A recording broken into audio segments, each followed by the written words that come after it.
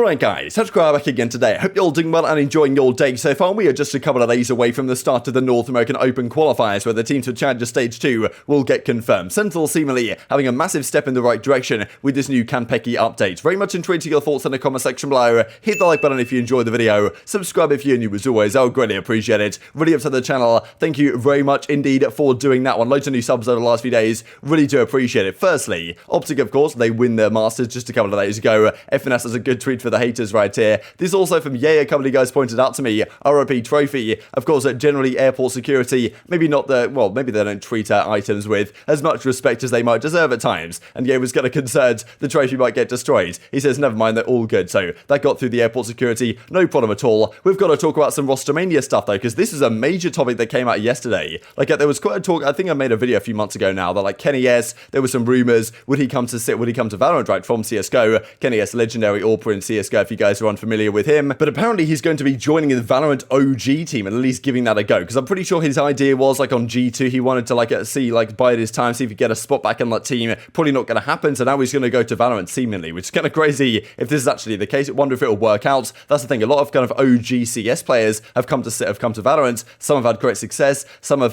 some initially had success and now not the case anymore. And of course nowadays there's kind of a pipeline of actually just pure Valorant talents that's come up without being the other way around. So it was kind of interesting. I wonder if this can ever work out, but certainly in Europe right now, some serious rostermania discussions are going on because, this also from Fnatic, spotted last night with Berserker 4K. Now, I believe this may well be kind of effectively a trial account, which I do wonder why other teams don't do this more often, because we kind of knew that Magnum was getting benched and he's gone. Brave, of course, they're getting rid of him as well. That leaves Boaster, Durka, and Mystic as the remainder of the Fnatic team. Now, I don't know if Berserker's a real guy or whether it's just like a trial account that they just put people on when they're trialing, right? And you'd think about whether other teams could do a similar thing. But Fearoth is seemingly going to be staying, right? So he subbed in for their team, and apparently they really liked him. He's going to stay on the roster, a super international team, to be honest, right? And this apparently is the TLDR from Bodog. So KennyS playing with OG Valorant, would you believe it? Fearoth staying with Fnatic, Asunda acquiring VAC and Monster. We certainly talked about the Monster thing a few days ago. They're making some big changes because Bone Gold is gone, Killers is gone. Their destinations, I suppose we shall see.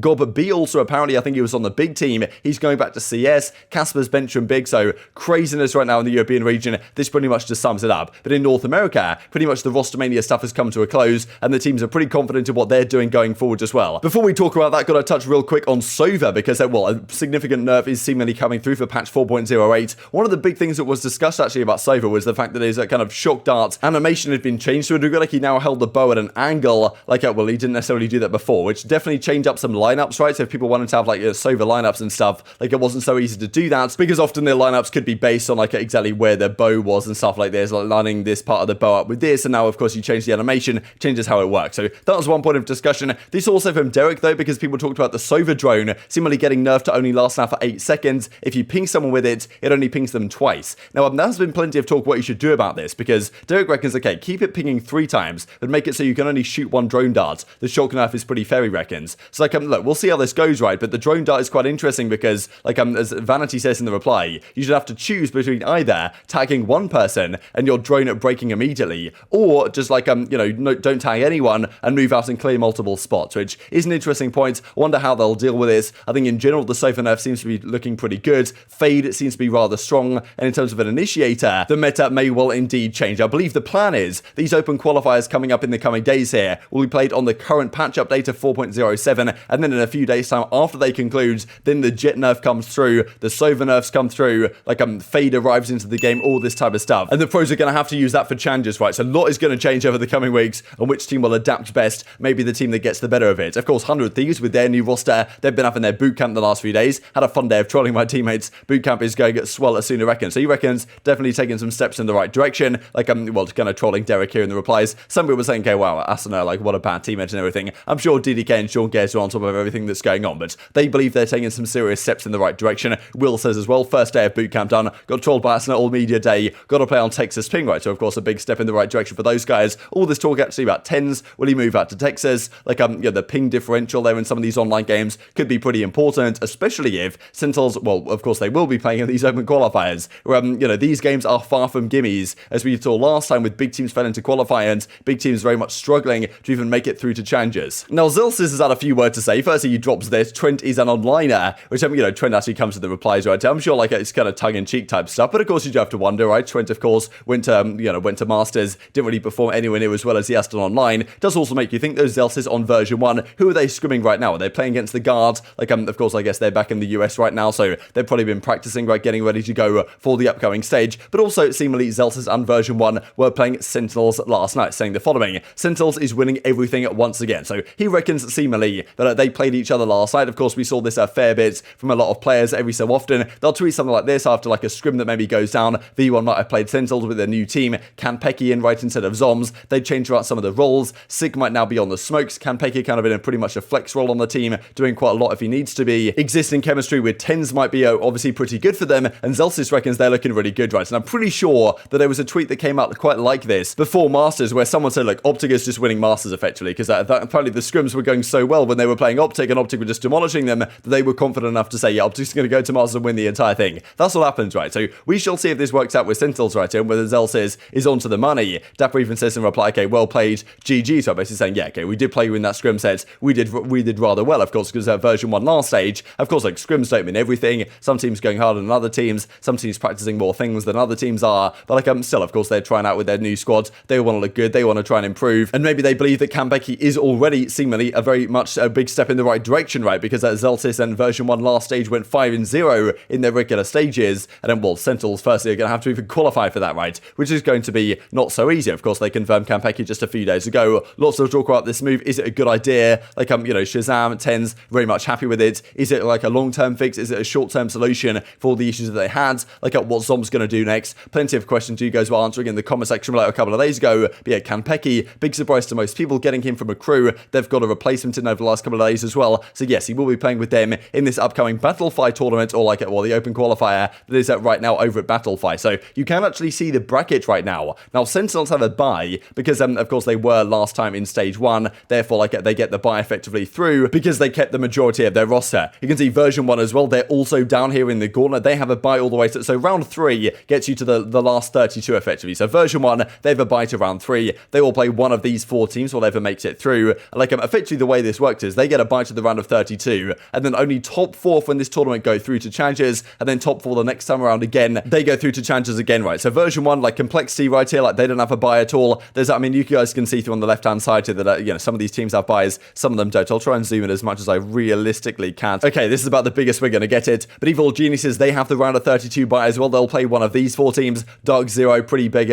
big name over there. We've got a Ghost Gaming as well, the winner of that most recent Knights Monthly Gauntlet. So, like, there's all sorts of teams. Knights get the bye because they were, of course, in it last time. T1 are right here. So, okay, look, there's just so many to look at. NRG, of course, get the bye. We'll find Sentinels here in a second again as we keep looking down. LG with a bye to the round of 32. Same with 100 Thieves. Same with, well, as you can see, 100 Thieves right here. Like, at TSM are playing against these lots. So, you either get a bye, or if you weren't in last stage challenges, you have to start effectively from scratch right here. And Sentinels, their first game will be against either one of these 4 teams, whoever makes it all the way through, to my understanding, right? So this is all the stuff FaZe Clan get the bye as well, because they bought out most of the Rise Nation squad, if you guys are familiar with that story. And that's pretty much it for the bracket. So an absolutely stacked bracket. So many teams there. Only 4 of these teams make it through first time, and then they get another chance second time around. Some players that don't need to worry about this, though, of course, are automatically going to qualify for stage 2, none other than Optic, and of course, well, some of the other names you shall see here on this list. So Marved was the best rated player of the playoffs. Unbelievable stuff. Like, Jaeger, no doubts, like, one of the best players in the world. Top 1, top 2, probably. Certainly the best in North America, maybe top 1, top 2, who knows, right? Because Marved, like, what a player he was this event. Like, to me, Marved was the MVP by far. Had some incredibly crucial moments, but also the fact that he does it on every single agent as well is out of control. And his rating was the highest of any player in the playoffs. Ye not too far behind. Mako, Jing, Hoodie as well here on G2, despite, them obviously not having the run that they wanted to have. Forsaken, Aspa, Sugar Zero,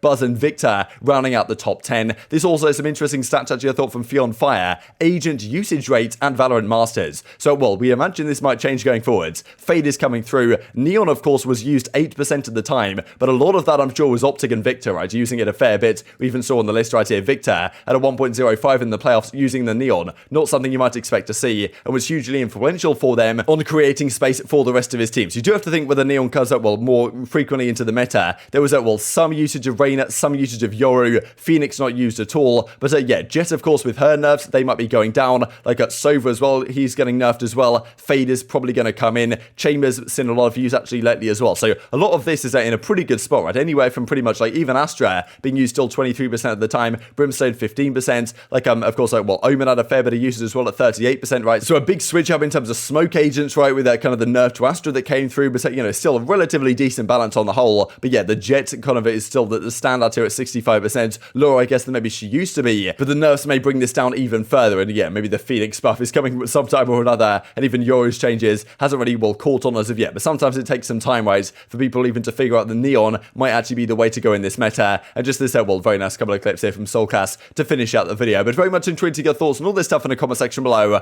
Hope you guys enjoyed the video. If you did enjoy it, hitting a like button tells your YouTube gods this is a good video, and also like you should see it as well, and help grow the competitive Valorant community. Thank you for watching as always, take care of yourselves, and I will see you next time. There you go. Joining.